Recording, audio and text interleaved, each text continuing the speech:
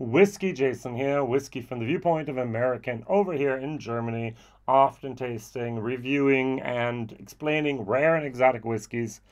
Wow, I have a episode for you today. I have three different, separate, but yet almost identical single grain whiskeys from the Strathclyde distillery, all of these 29 years of age. So they're all bottled by the the Grainhound. His real name is Tilo Schnabel. He is an independent bottler over here in Germany. His normal brand is called the Caskhound, but since these are all grain whiskeys, he calls himself the Grainhound. He sniffs out great whiskey casks. Makes sense? So this is 28 years in refill bourbon, and then for a further year in a first fill bourbon quarter cask finished.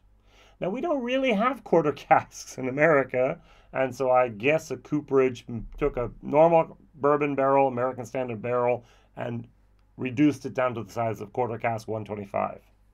So it happens all the time at Lafroig. You take a Maker's Mark barrel, you make it a quarter cask. This is exactly the same. Bourbon barrel, first fill Oloroso-Sherry-Quarter cask. So here we have 42.1. Over here we have, so we have over here then the 41.9. Over here we have then our 29-year-old Pedro Jimenez sherry cask finish, quarter cask, 1 year with 41.7. So Tilo Schnabel bought 3 barrels of old grain, all 28 years of age. At 28 years of age, he re-racked them into a first fill bourbon, Oloroso PX. Great, we can actually try these and share these and decide on what it is. Now, Tilo is going to watch my German video about this, but I'm going to say what I would have preferred. I think this is great. I love this. Yes, I'll talk about this in a second. I love that idea. But what I would have loved is to actually have the original spirit as well. Just have left it for 29 years in that old bourbon cask. And then I would have loved to have 4 casks. So over here, not there, but over here, it would have been the original 29-year-old, no finish, bourbon, Oloroso, Pedro Jimenez. And then I could have seen what happened. Now, let's say this, if he couldn't have gotten all 4 casks, then I would have just said, why the first fill bourbon? Just leave it in there, all right? So that's what we geeks want a little bit, all right? So I'm just trying to keep it so you have all the different labels here. Over here, on the other hand, is something totally different and yet almost the same. This is 30-year-old single grain from North British. This belongs now to Pinot Ricard. This belongs to North British, which is a cooperation between Diageo and Addington Group. And this is also in Pedro Jimenez, so I thought I'd compare these two. What I'm going to do is I'm going to compare all 4, because I actually did a bottle share of all 4 of these in a set. And in that set, they were all available as 5cl or 10cl samples since they hit the market all at the same time. So just to give you a little bit of an approximate estimation for you, 109 euros per each. So that means we're talking about, it was 50 euros for all 4 of these, basically as a 5cl set, and as a 10cl set it was around, so did I do this right? No, I didn't. I added one. It was around, I'm still not doing this right. That's the reason why. It was around 60 euros. Yeah. 70 euros, 69.60. So 70 euros, 50 euros. So what happens is I fill them up. It costs about 2 euros for the bottle and for my time. And so it's the same 2 euros per bottle for 5cl or 10cl. So I would just like us to take us on a journey for a moment into the realm of something we don't always talk about, grain whiskey distillation. So many of us know everything there is to know more or less about bourbon production and single malt production in Scotland. But do we know how to make grain whiskey? I will show you and tell you a little bit, all right? So I'm going to use the website thenorthbritish.com, .co.uk, because what they do is they actually take here malt and they turn it into green malt, which is for us malted barley. All right, so they have to increase the moisture content of the grain up to above 40%. They transfer it to a molding box where the conditions of moisture and temperature are controlled to allow it to germinate. It takes between 5 and 6 days. During germination, barley produces a large amount of enzymes. It's a natural chemicals just used by the seed to convert starch into sugar, because we want sugar for our yeast, and our yeast makes alcohol. The barley begins to grow and small rootlets appear. At this stage, the grain is called green malt. All right, so what happens next is this is heated up, so we have malted barley. And what they do here at the distillery is they use a lot of corn, maize if you're in France or in the UK. All right, so 30 tons of maize, 6 to 7 tons of green malt are added to the process. So they need 3,000 tons of cereal per week. That is the just of the corn. 3,000 tons is a lot. That's a lot of trucks of 18-wheelers being hauled in there, which luckily they don't have to do. So they're on the River Leith.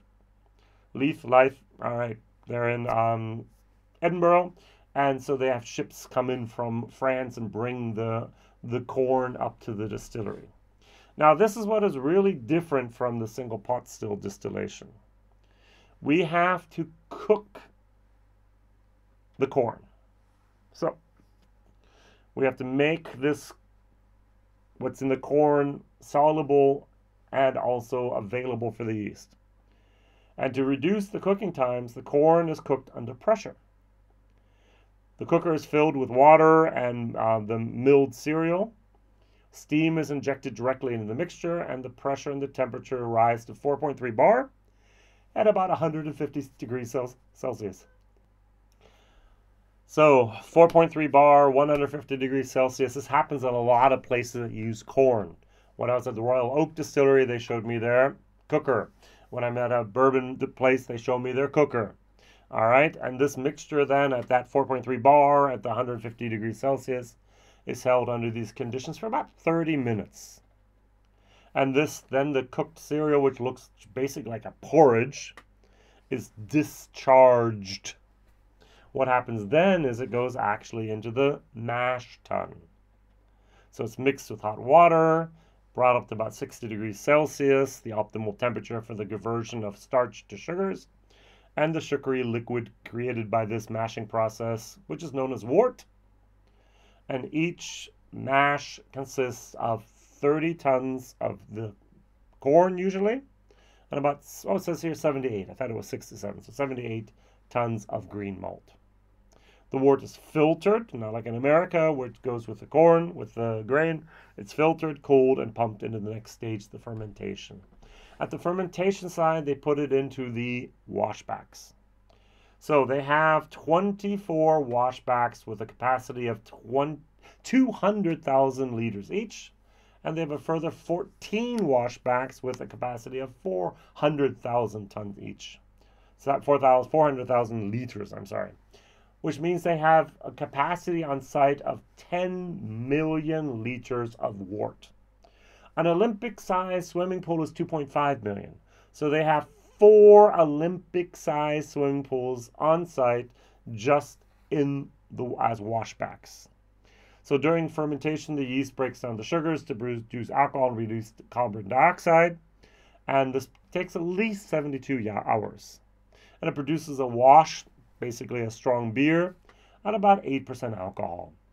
And each washback is then cleaned with 80% degree or temperature heat water, and it remains an optimal hygiene condition.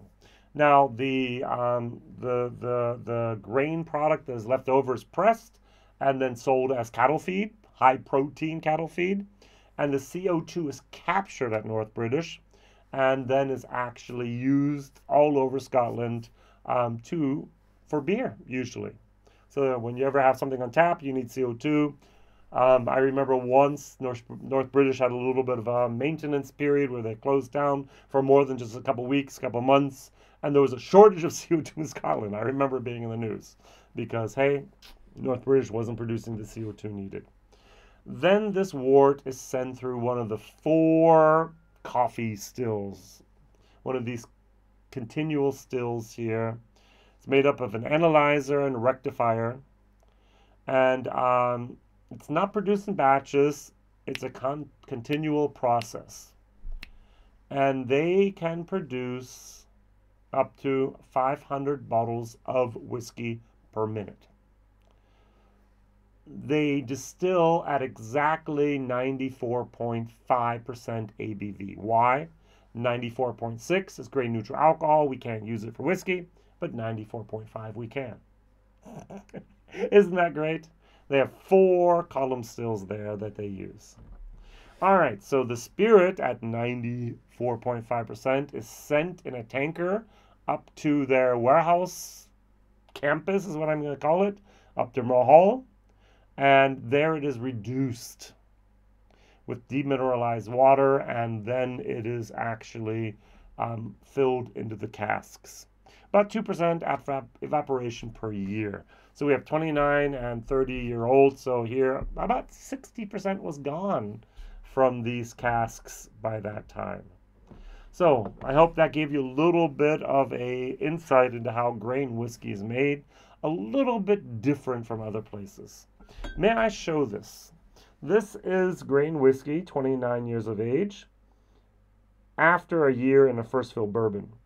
That stuff must have looked like water beforehand. Let's use the passive form here. Good casks are not used in grain whiskey. These are 3rd, 4th, 5th, 6th fill casks that are used to fill up grain. So just a tiny little bit here about the distilleries. Strathclyde can produce around 40 million liters of 100% alcohol per year. North British, 73. North British often fills up the cask around 68.6%. And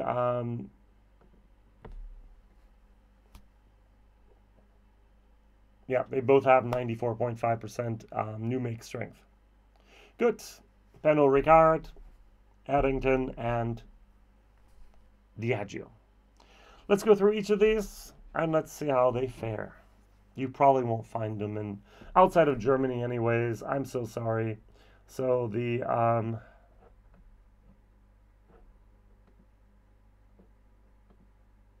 bourbon cask, we're talking about 188 bottles. So if you need to know the whiskey-based numbers, the first fill bourbon is 253039. The Oloroso's 041, and the Pedro Jimenez is 040. So 253040, 039, 041.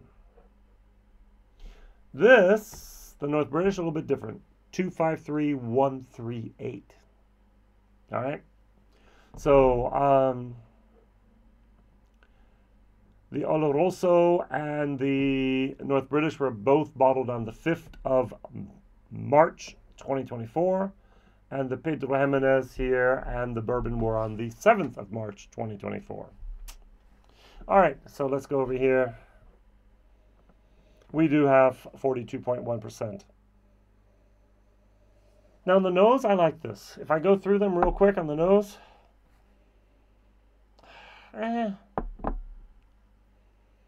okay. I'm going to name something in a second. 1 second. Okay.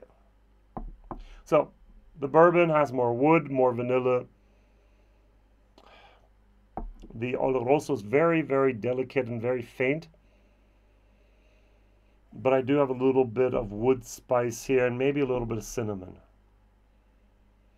Over here, the Pedro Jimenez, I have a little bit of the raisin moment going on in here.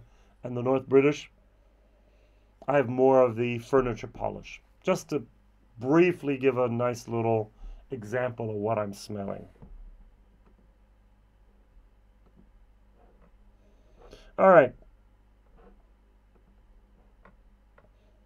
29-year-old whiskey. Now, what I recommend often is imagine you were born about 30 years ago, and you're looking for a whiskey from the year of your birth. If you're from 1994, you have 3 wonderful opportunities here. If you were born from 1993, yay! Now, the problem is my sons were born 92, 95, so it doesn't help me at all here. I would have maybe have gifted them a bottle, because for 99, 99, 90 euros, 99 euros, that's great. 109, still not, it's a fair price for that. You cannot find a single malt out there, single cask, cask strength, of the year of your birth for that price, if you're from 93 or 94. If you find a link, send me the Whiskybase number. I would be very interested in what that is. Single cask, cask strength from 93 or 94 at 100 euros or 110 euros. All right, so it says here, I'm just reading the official tasting notes here, where actually it says here we're in an old whiskey warehouse. I'm in a, not in Dundridge, I'm in a Rick warehouse.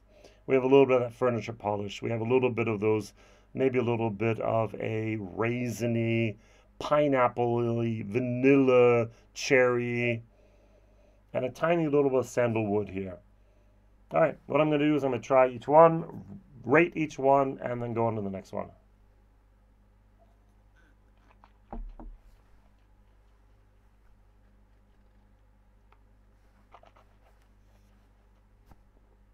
I like old grains. I don't know if I mentioned that yet or not, but I do like really old grains. I get the old grain moment here. It's got a vanilla, oily, creamy moment. When I first tasted this, I had the image in my brain of a old whiskey dressed in new clothes. I don't know how you can dress a whiskey in new clothes, but that first filled bourbon quarter cask put its fingerprint on there, and even for me, a little bit too much. I get more of a sawdust, wood, fresh oak moment. I'm trying to guess which one it is from which bourbon cask. Now, there are no real quarter casks in bourbon land out there that they use all the time. It has a little bit of a wild turkey moment going on there. Might be wrong, might be totally off course here. I'm going to add always a tiny little bit of water, just to open it up, and just a tiny little bit. This is a C whiskey for me. This is a solid whiskey. Value for money is a solid whiskey, C.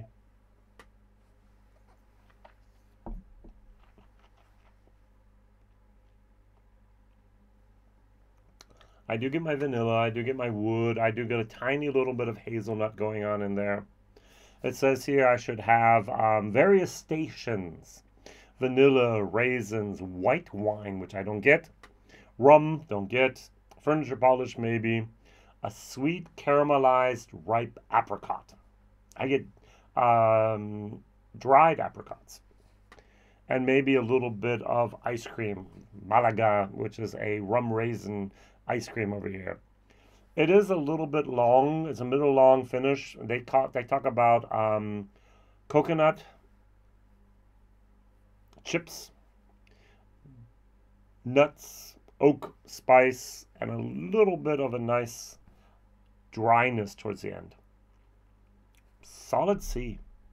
Value for money as well as taste. The Oloroso, it's there. It's got that typical Oloroso sherry moment going on in here.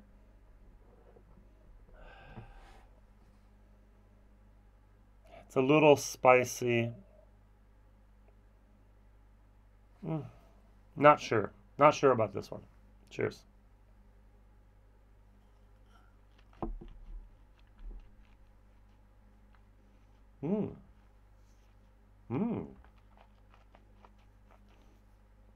Now that's a surprise. It's almost as if you had a magnifying glass and you enhanced that grain product here through that 1 year finish in Oloroso. Oloroso-Sherry-Quarter casks. Wow, that's actually very good. That's a C plus. Value for money, C plus as well for me in this moment. Wow.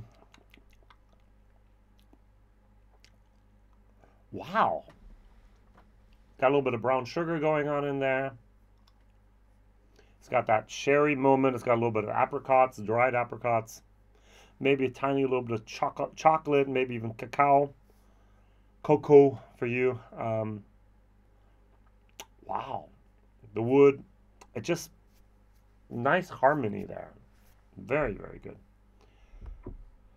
So 177 bottles here in total. They are 0.7 luckily, so that's a good thing. Often in Germany we use 0.5s.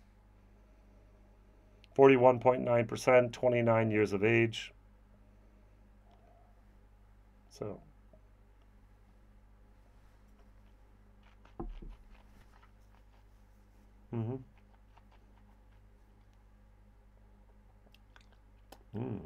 today that's right up my alley. Very, very nice. As I said, C plus, value for money, C plus. Wow, if it keeps on going, I'm going to be maybe even here at a B plus in a moment. Let's see what happens. So, as I said, I don't like finished. I'd prefer to have an unfinished old grain than a finished old grain, but that was nice.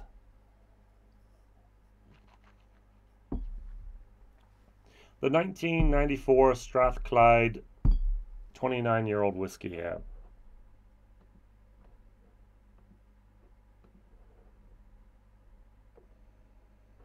So Strathclyde was first produced, first built 1927, just outside of Glasgow, on the River Clyde, opposite the Glasgow Green.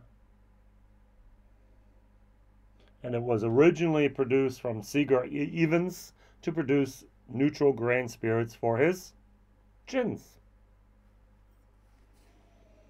And in 1936, Seager Evans moved into the whiskey production with the brand Long John brand. And ever since, it's the Long John distilleries finally became part of the Pernod Ricard, Chevez Brothers distillery group. And they're still producing grain whiskeys on site. Cheers.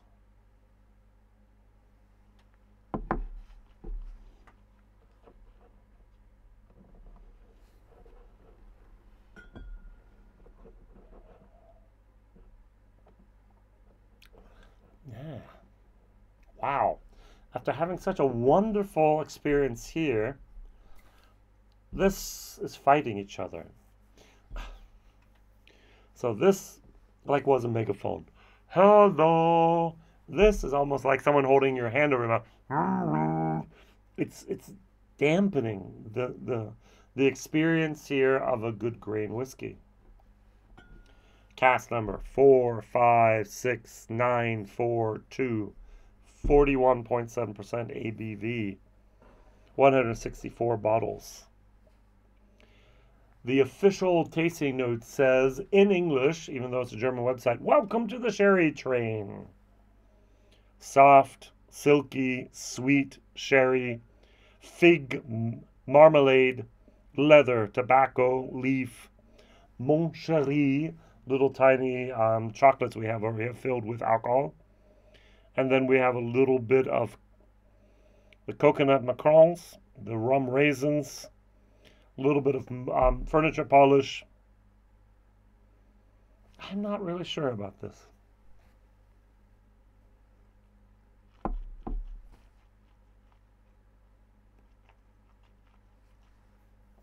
I tend to say Pedro Jimenez PX makes everything better, but in this case, Oloroso makes it better.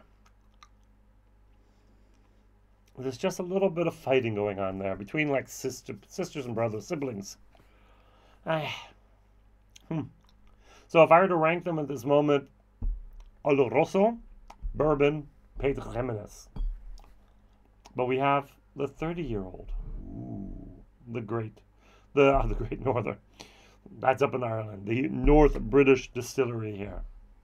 This is an interesting bottle because it's 46.1%, so it has more alcohol than these do, even though it is older. There's only 142 bottles. And it also had a first fill PX sherry quarter cask finish for 1 year, just like these did. No artificial flavoring, cask strength, everything here.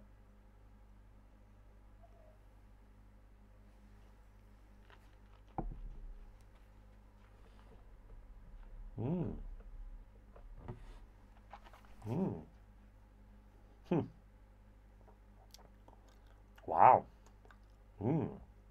Apparently, Pedro Jimenez works very nicely with Old North British grain whiskey. Wow, that's good.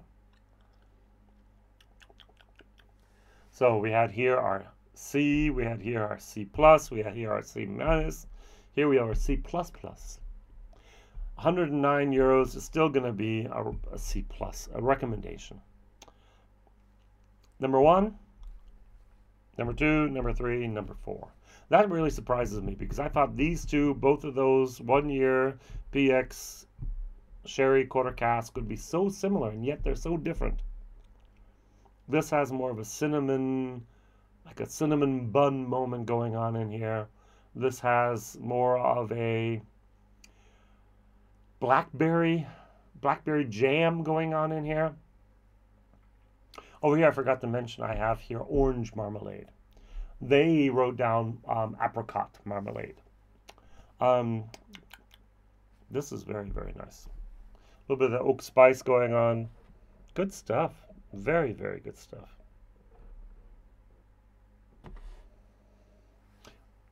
Four different examples of single grain, 29 years of age, almost identical except for the cask finish bourbon, Oloroso, Pedro Jimenez, and for good luck, another 30 year. They were all released at the same time, so I just put them together in one single bottle share and said, hey, you want to set, ask, and go for it. This is very, very good. So if you're from year 1994 and you're looking for a good bottle to have, I would recommend this one.